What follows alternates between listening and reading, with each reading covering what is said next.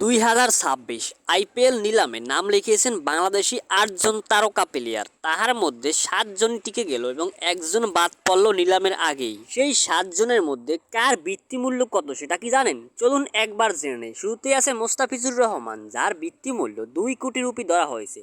2 নম্বরে তাসকিন আহমেদ, যার বৃত্তিমূল্য 75 রুপি। এই লিস্টে 3 নাম্বার রয়েছে রিশাদ হোসেন, যার বৃত্তিমূল্য 75 লক্ষ রুপি। 4 নম্বরে নাহিদ রানা, যার বৃত্তিমূল্য 75 লাখ রুপি। 5 নম্বরে শরীফুল ইসলাম, তারও বৃত্তিমূল্য 75 লাখ রুপি। এবং 6 নম্বরে রাকিবুল হাসান, যার বৃত্তিমূল্য 30 লাখ রুপি। এবং সর্বশেষ 7 নম্বরে আছে তানজিম হাসান সাকিব, যার বৃত্তিমূল্য ধরা হয়েছে 75 লাখ রুপি। এবং যেই একজন বাদ পড়ছে সেই একজনকে, সেটা কি আসলে জানেন?